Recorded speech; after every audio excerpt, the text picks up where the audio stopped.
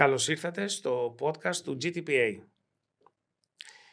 Ονομάζομαι Θωμάς Πολίτης και εκπροσωπώ το Greek Destination Planner Association. Είναι χαρά μου που συντονίζω αυτή τη συζήτηση στο πλαίσιο του podcast της Ελληνικής Ένωσης Διοργανωτών Εκδηλώσεων με προορισμό την Ελλάδα, όπως το λέμε στα ελληνικά. Μαζί μου σήμερα, και τις ευχαριστώ θερμά, είναι η Κατερίνα Αγγελινιού από Golden Apple Weddings από τη Ρόδο και η Βίκη Ιτζίκα από Organize That από Θεσσαλονίκη. Γεια σου Θωμά μου, ευχαριστούμε πάρα πολύ για την πρόσκληση. Είμαστε πολύ χαρούμενες που είμαστε μέλη της GTPA και σήμερα θα σας ταξιδέψουμε σε όλη την Ελλάδα στους κρυφούς προορισμούς. Αυτός είναι και ο σκοπός. Ναι. Να αναφερθούμε και λίγο στο GTPA, στην ένωσή μας. Ένας από τους στόχους είναι να αναδείξουμε αυτούς τους κρυφούς προορισμούς, τα hidden gems όπως λέμε. Είμαστε όλοι επαγγελματίες destination planners και ο καθένας από τη μεριά του μπορεί να προωθήσει το χώρο που κινείται και δραστηριοποιείται επαγγελματικά. Αλήθεια είναι αυτό. Πραγματικά έχει τα πάντα η Ελλάδα όπως είπες. Και είναι και εμάς πολύ μεγάλη μας χαρά που βρισκόμαστε εδώ για να κάνουμε αυτή τη συζήτηση και να αναδείξουμε αυτά που λες εσύ, τις πολύ ωραία hidden gems. Hidden gems, πολύ ωραία. Λοιπόν, όπως πολύ καλά γνωρίζουμε, η Ελλάδα προσφέρει τα πάντα. Έχει βουνό, έχει θάλασσα, έχει ιστορικές πόλεις, απομονωμένα τοπία, έντονες πολιτισμικές ταυτότητες. Πάμε να δούμε πώς αυτή η ποικιλομορφία που προσφέρει η χώρα μας μπορεί να καλύψει διάφορα wedding visions και διαφορετικά ζευγάρια. Θα ξεκινήσω από σένα, Βίκη. Υπάρχουν τελικά outsider προορισμοί στην Ελλάδα? Και τι σημαίνει πραγματικά αυτός ο όρος μέσα στο πλαίσιο του destination wedding? Κοίταξε, η αλήθεια είναι ότι νιώθουμε outsiders. Οτιδήποτε είναι εκτός πρωτεύουσας νιώθει λίγο outsider, αλλά πέρα από την πλάκα, αυτό έχει τη θετική χρειά του. Έχει δηλαδή για εμάς ένα σκοπό, ο οποίος στην πραγματικότητα δεν δείχνει να είμαστε outsiders με την αρνητική έννοια, αλλά μόνο με τη θετική, γιατί κάθε άνθρωπος έχει μία επιθυμία, κάθε άνθρωπος έχει μία διαφορετική ανάγκη, μία διαφορετική αισθητική και αυτό καλύπτεται σε όλους τους προορισμούς της χώρας μας.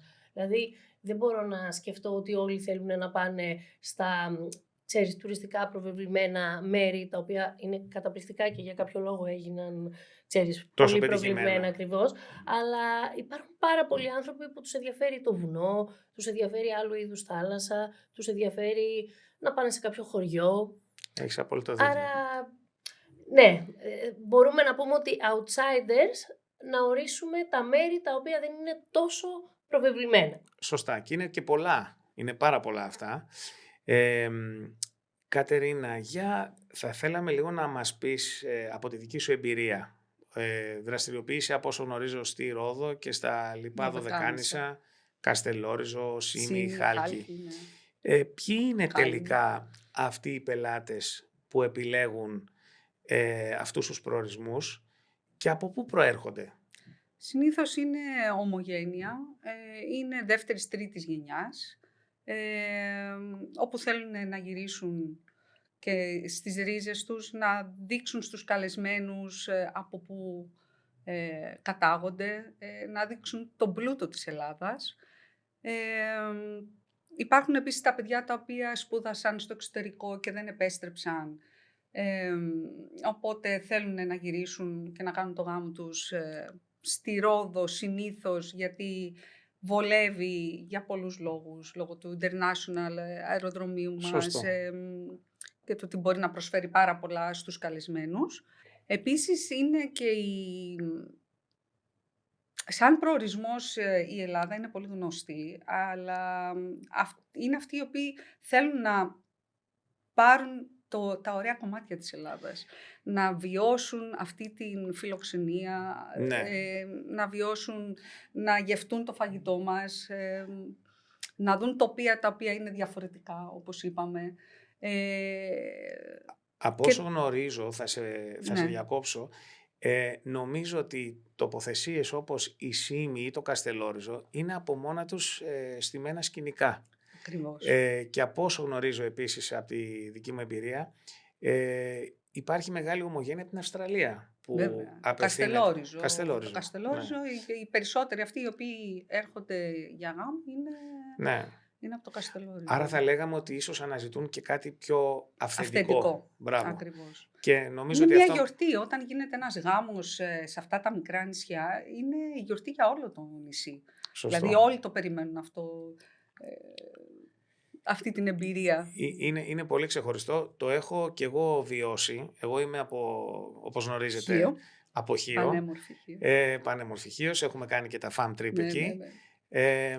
Εγώ, ας πούμε, έχω βιώσει το ίδιο σε μεσαιωνικό χωριό στην κεντρική Χίο στα Αυγόνυμα, όπου στην ουσία το ζευγάρι επιθυμούσε να κάνει κάτι το ξεχωριστό. Δηλαδή ήταν αυτό το brief. Ήρθαν λοιπόν και είπαν δεν θέλουμε να πάμε στα ήδη υπάρχοντα venues που έχει αρκετά η Χίος, θέλουμε να κάνουμε κάτι ξεχωριστό.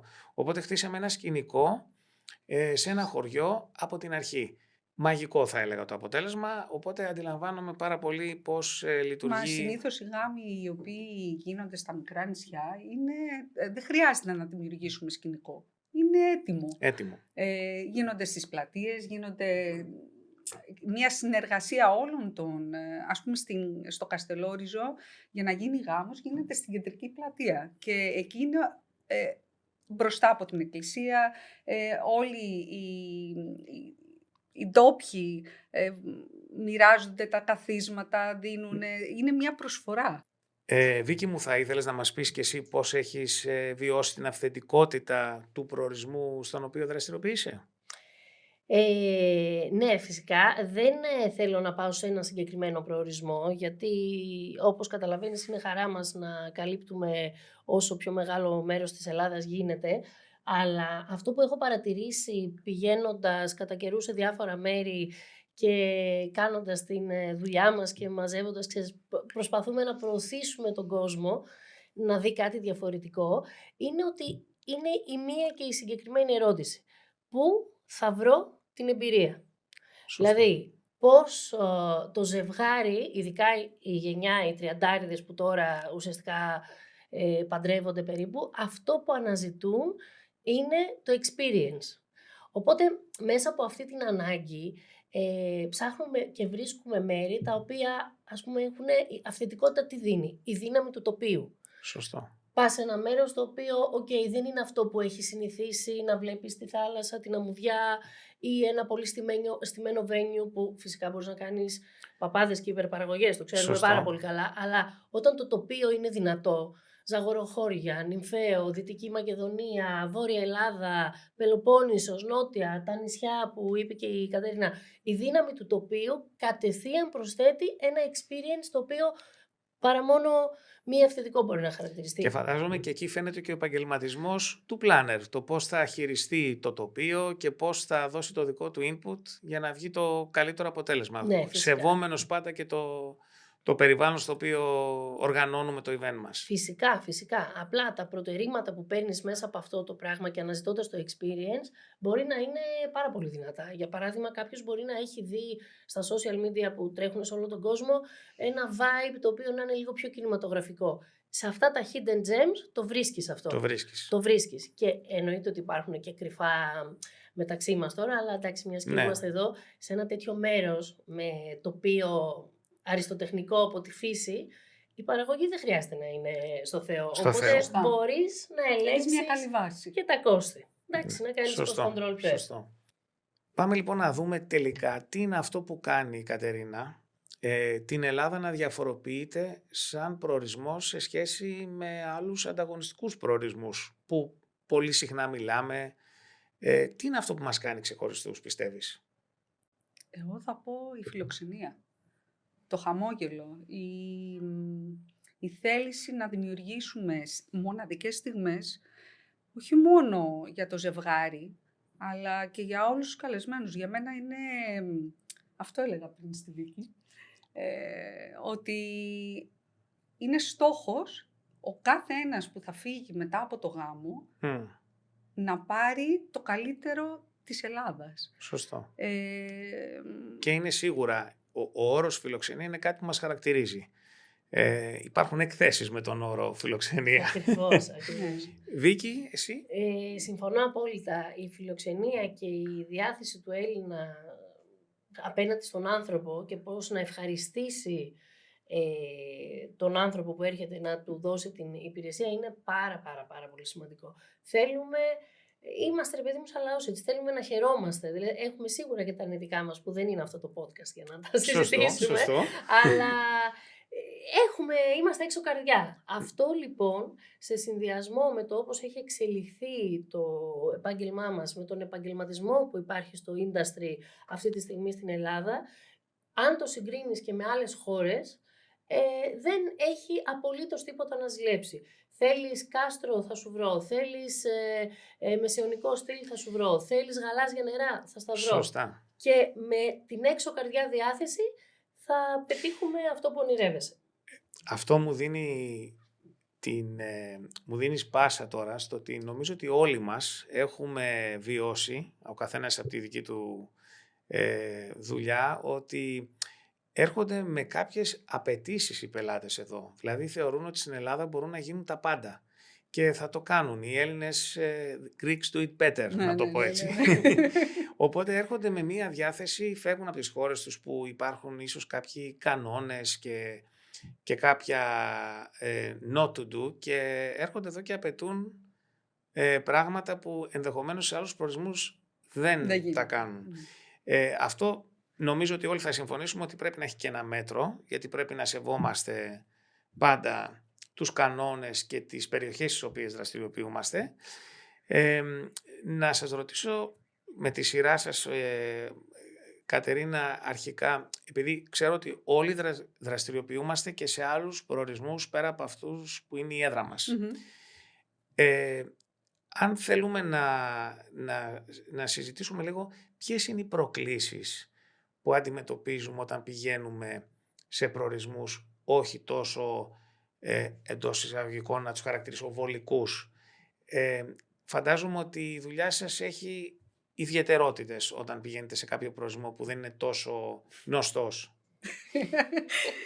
Αυτό είναι το μόνο σίγουρο. Παντού υπάρχουν προκλήσεις. Απλά σε ένα προορισμό που είναι δύσκολη προσβασιμότητα πρέπει να είσαι καλύτερα οργανωμένος. Και εδώ έρχεται ο ρόλος του planner. Σωστά. Όπου αν ξέρει, αν είναι οχυρωμένος, αν είναι γνώστης, όσο περνάει από το χέρι μας, κάνουμε minimize το ρίσκο. Πολλά μπορούν να προκύψουν. Πολλά μπορούν να προκύψουν ακόμη και όταν βρίσκεσαι και στην πρωτεύουσα. Ακόμη και να αλλάξουμε, ας πούμε, το πού θα γίνει η τελετή. Ναι. Έχει γίνει. Και όμως, μέρα, λόγω καιρού. Σωστό. Σε όλο αυτό, οφείλει ο planner να ενημερώσει το ζευγάρι πρώτα απ' όλα, για να καταλάβει τι είναι αυτό το οποίο θέλει να πάρει από έναν προορισμό όπως η Σύμη. Ναι. Όπου μας ζητάνε, ας πούμε, να πάμε σε ένα μέρος το οποίο και να φτάσουμε στη Σύμη θέλει να έρθει κάποιος στη Ρόδο πρώτα. Άλλη προσπάθεια. Μετά να πάρει καράβι. Και από εκεί που θα πάμε στο καράβι να πάρουμε μια βάρκα για να πάμε στον προορισμό μας. Και από τη βάρκα στην εκκλησία να πάμε απέναντι στο εστιατόριο με άλλη βάρκα. Ναι. Όλο αυτό αυξάνει... Νομίζω ότι αυξάνει και την ευθύνη, Βίκη. Αλλά συγγνώμη, Ναι. αυτό που ήθελα να πω είναι ότι όταν το γνωρίζει από μιας αρχής το ζευγάρι, είναι έτοιμο και δίνουμε σημασία στην εμπειρία και στο γιατί παντρεύονται και τι είναι αυτό που θα πάρουν σε ένα τέτοιο προορισμό. Ναι. Δεν θα δω, δηλαδή, αν προκύψει κάποιο πρόβλημα, ας πούμε, π.χ. στη διακόσμηση, για τον χύψη λόγο μαράθηκε το λουλούδι.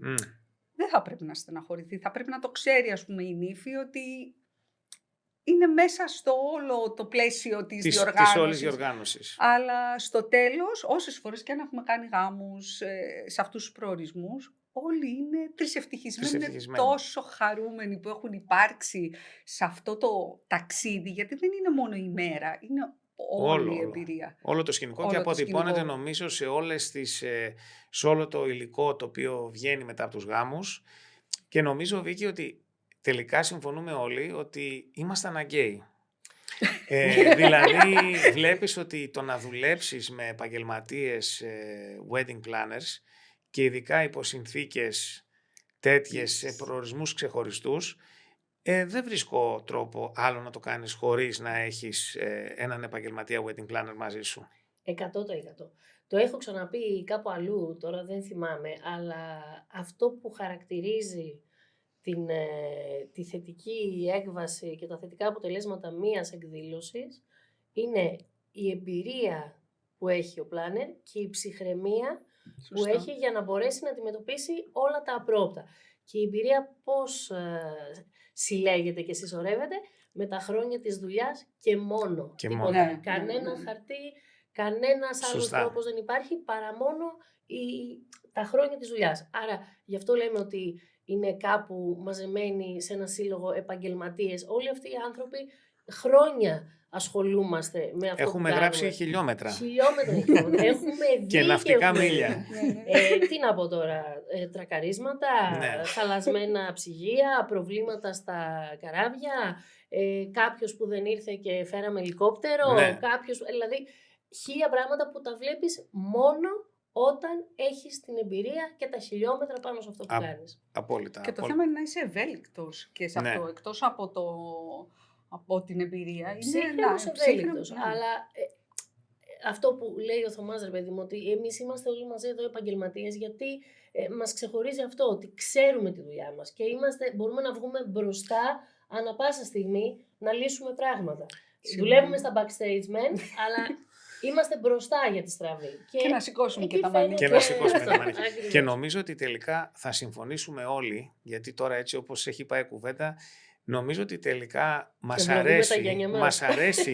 αρέσει και λίγο, είναι αυτό που λέγαμε, μας αρέσουν τα δύσκολα, θέλουμε το κάτι ξεχωριστό, μας αρέσει το challenge, δηλαδή πολύ διαφορετικά λειτουργούμε και προετοιμαζόμαστε όταν πάμε σε κάποιον ξεχωριστό προορισμό, είμαστε πιο προετοιμασμένοι, έχουμε πιο δημιουργικότητα για να βγάλουμε ένα αποτέλεσμα που δεν έχει ξαναγίνει. Και νομίζω, αν θέλουμε να καταλήξουμε λίγο στη σημερινή μας κουβέντα, νομίζω ότι τελικά ο ρόλος μας σαν planners, επαγγελματίες και το γεγονός ότι βρισκόμαστε σε όλες τις άκρες της Ελλάδος και στόχος μας είναι σαφώς, όπως έχουμε πει πολλές φορές, να γίνουμε και περισσότεροι, να βάλουμε και άλλες περιοχές μέσα στο association και να ανακαλύψουμε και άλλες περιοχές, διότι είναι ένας από τους στόχους του σωματείου μας, να μπορέσουμε να αναδείξουμε την Ελλάδα με τον καλύτερο δυνατό τρόπο σε ζευγάρια που έρχονται είτε επί τούτου σε κάποιο συγκεκριμένο προορισμό, γιατί όπως πολύ καλά είπες υπάρχει μια σύνδεση, αλλά υπάρχει και η δυνατότητα να έρθει κάποιος στην Ελλάδα ή κάποιος να έρθει σε επικοινωνία μαζί μας και να μας πει ψάχνω αυτό, μπορείτε να μου το παρουσιάσετε.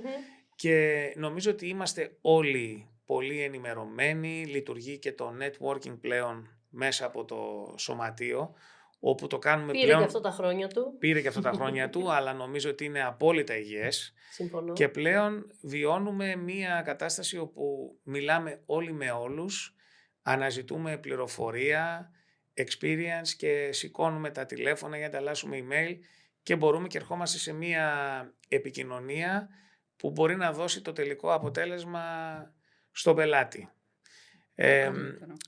Άρα, το είπα τέλεια, ναι. Τελικά κάτι έχουμε κάνει, έτσι. Κάτι έχει γίνει. Λοιπόν, οπότε θέλω να σας ευχαριστήσω.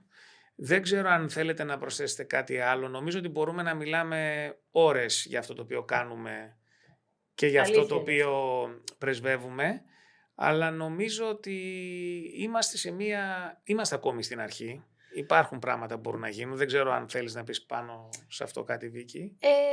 Σαν σύλλογος. Και σαν σύλλογος λίγο να το... Σαν σύλλογος δεν θέλω καθόλου να αναφερθώ. Είμαι πάρα πολύ ευχαριστημένη με όλο αυτό που συμβαίνει. Χρειάζεται το χρόνο του για να τοποθετηθεί στο σημείο που πρέπει να τοποθετηθεί και να έχει ένα ίσως πιο θεσμικό ρόλο εντονότερα σιγά σιγά. Αλλά αυτό που εγώ με αυτό που θέλω να κλείσω είναι ότι είναι σίγουρο, παιδιά, ότι η Ελλάδα τα έχει όλα. Δεν έχει να ζηλέψει τίποτα και είμαστε εδώ όλοι οι επαγγελματίες του Συλλόγου μαζί με όλους τους vendors, είμαστε πάρα πολλοί άνθρωποι να καλύψουμε κάθε ανάγκη και κάθε διάθεση. Πολύ σωστά. Πολύ σωστά. Κάτι για το κλείσιμο, Κατερίνα, από εσένα σχετικά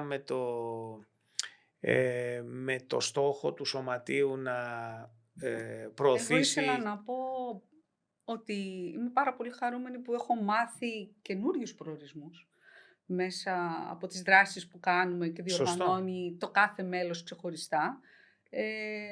Είχα την τύχη να επισκεφτώ τυχείο και να δω μέρη τα οποία δεν θα φανταζόμουν ότι υπήρχαν. Σωστό. Τον Ιμφαίο.